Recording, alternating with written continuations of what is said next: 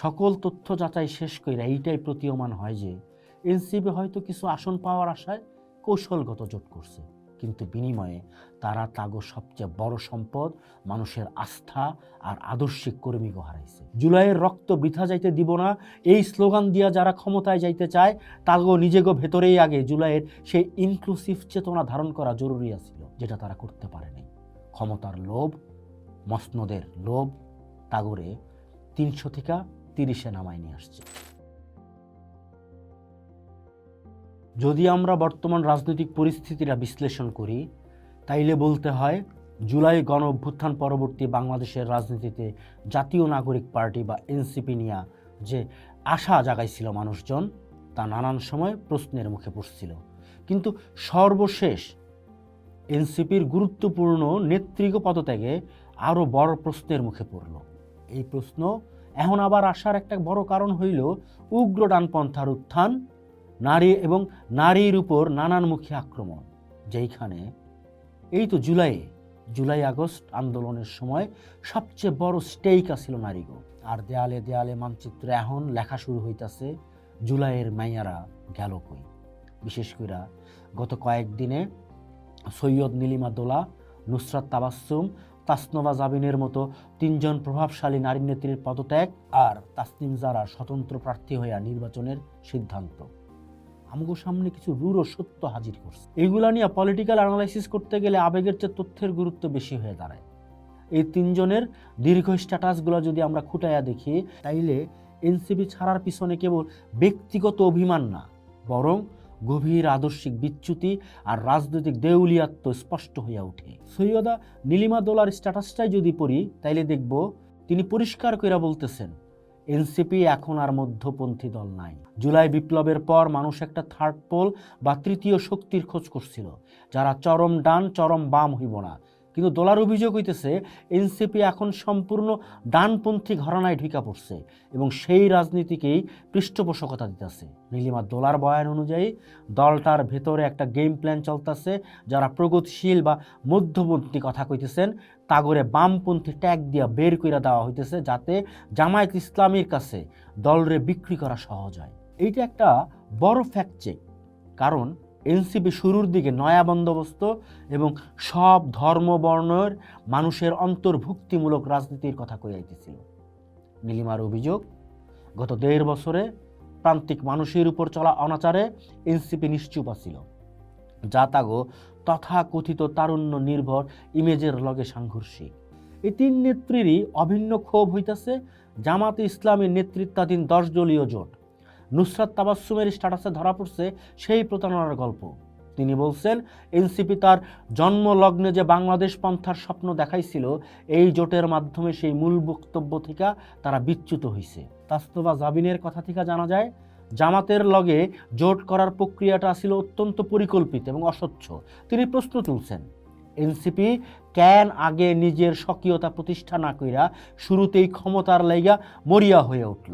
যেইখানে বিএনপি 17 বছর জোট কইরা ক্ষমতার বাইরে আসছিল, সেইখানে এনসিপি কেন শুরুতেই জামাতের অধীনে, যেইখানে তারা মাত্র 30টা আসন পাইল, সেইখানে যেতে চাইল। তাইলে এইটা কি জামাতের বি টিম বা আরেকটা দোকান হওয়ার যে জনশ্রুতি বাজারে আসছিল সেইটাই সত্যি প্রমাণ করলো না? ৩০০ আসনের প্রতিশ্রুতি বনাম 30 আসনের বাস্তবতা সবচেয়ে বড় ধাক্কাটা আসছে মনোনয়ন নিয়ে। নুসরাত তাবাসসুম, তাসনভা জাবিন 2 জনই তৃণমূলের সাথে হওয়া প্রতারণার কথা তুলছেন। দল থেকে ঘোষণা দেওয়া হয়েছিল 300 আসনেই প্রার্থী দেওয়া হইব। সেই অনুযায়ী 125 জনের বেশি মানুষ মনোনয়ন সংগ্রহ করছিল। তাসনভা জাবিন একটা মারাত্মক তথ্য দিছে, জোটের ঘোষণাটা এমন সময় দেওয়া হয়েছে ঠিক মনোনয়ন জমা দেওয়ার আগের রাইতে, যাতে যারা বাদ পড়ছেন তারা স্বতন্ত্রভাবেও নির্বাচন করার সময় না পান। এইটা একটা পলিটিক্যাল ট্র্যাপ। তাসনভা বলছেন এইটা পরিকল্পিত, এইটারে সাজায়া এই পর্যন্ত আনা হয়েছে, অর্থাৎ কর্মীগো আবেগরে ব্যবহার কইরা তাগো শেষ মুহূর্তে ডিজাউন করা হয়েছে। তাসনভা জাবিনের স্ট্যাটাসে এনসিপির শীর্ষ নেতৃত্বের একটা অন্ধকার দিক ফুইটা উঠছে। তিনি অভিযোগ করছেন সেখানে এক নেতা অন্য নেতার বিরুদ্ধে মাইনাস পলিটিক্স করেন। জাবিন সরাসরি বলছেন আমি বহিরাগত, ওইখানে আমাকে প্রতারিত করলে মেক সেন্স, কিন্তু এক শীর্ষ নেতা আরেক শীর্ষ নেতার সাথে যে মাইনাসের রাজনীতি করে ওইখানে, সেইটা ভয়ঙ্কর। অর্থাৎ বাইরে থেকে এনসিপিরে নতুন প্রজন্মের দল মনে হইলেও ভেতরের চর্চাটা সেই পুরানো আমলের নোংরা রাজনীতির মতোই। নুসরাত তাবাসসুমও নিজেরে নিষ্ক্রিয় করার ঘোষণা দিচ্ছেন, কারণ নীতি নির্ধারকেরা তাগো মূল প্রতিশ্রুতি রক্ষা করতে পারেন নাই। সৈয়দা নীলিমা দোলা একটা গুরুত্বপূর্ণ প্রশ্ন তুলছেন, 2024 সালের জুলাইয়ে কি কোনো ধর্মীয় বিপ্লব হয়েছিল? উত্তর হইল না, এটা জন আকাঙ্ক্ষার বিপ্লব। কিন্তু নীলিমার মতে এনসিপি এই অভ্যুত্থানরে ধর্মীয় মোড়কে ভৈরা আওয়ামী বয়ানরে প্রতিষ্ঠিত করার পথে হাঁটতেছে। নীলিমার দাবি, এনসিপি শহীদের রক্তের উপর দাঁড়ায়া রাজনীতি করতে আইসে এখন ধর্মীয় কার্ড খেলতেছে। এইটা তাগো জন্য বেমানান। তাসনভা জাবিনও একই সুরে বলছেন, জুলাই স্পিরিটরে চর্চা না কইরা ব্যবহার করা হয়েছে। নীলিমা, নুসরাত, তাসনভা, যারা কেবল নাম না, তারা জুলাই পরবর্তী নতুন রাজনৈতিক ফেস, মুখচ্ছবি। তাগো বিদায় মানে এনসিপির প্রগতিশীল এবং ইনক্লুসিভ ইমেজে বড় ধরনের একটা ধস।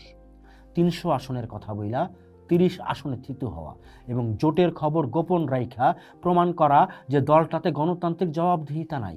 এনসিপি যখন নারী অধিকার ও অন্তর্ভুক্তির কথা কয়, তখন এই দাপুটে নারীগো একলগে পদত্যাগ প্রমাণ করে সংগঠনের অন্দরমহল নারী বান্ধব বা সমতাপূর্ণ না। সহজ কথায় কইলে এনসিপি যে নয়া বন্দোবস্ত বা নয়া রাজনীতির গান গাইছিল, বাস্তবে তারা সেই পুরানো জোটবদ্ধ নির্বাচনী ক্ষমতার রাজনীতির চোরাবালিতে আটকায় গেছে। তারা তাগর রাজনীতিটা দাঁড় করাইল না। এই কয়েকজন নেত্রীর পদত্যাগপত্র কেবল পদত্যাগপত্র না, এইটা এনসিপির নেতৃত্বের লেগে একটা চার্জশিট। তাসনভা জাবিনের সেই কথাটাই সবচেয়ে বেশি মনে হয়।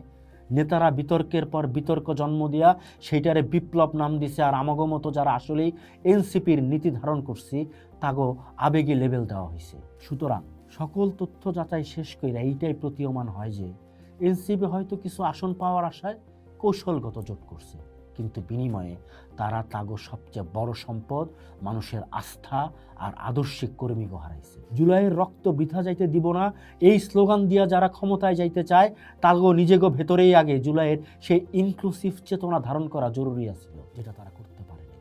ক্ষমতার লোভ, মসনদের লোভ তাগরে 300 থেকে 30-এ নামায় নিয়ে আসছে। একের পর এক নেতা নেত্রীগো দলত্যাগ, পদত্যাগ।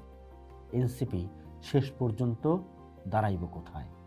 জান দিব, জুলাই দিব না, এই কথাটা কি আর কোনোদিন এনসিপি বিশ্বাসযোগ্যতা নিয়ে মানুষের সামনে খাড়ায়া কইতে পারবো? মনে হয়, মনে হয় না। সব কিছু এখন জনগণের উপরে। জনগণ এনসিপিরে কিভাবে নেব? জনগণ তো চাইছিল এনসিপির একটা নতুন রাজনীতি দাঁড়াক। এই যে পুরানো বন্দোবস্তের রাজনৈতিক দলগুলা, এর বাইরে একটা দল এনসিপি দাঁড়াক।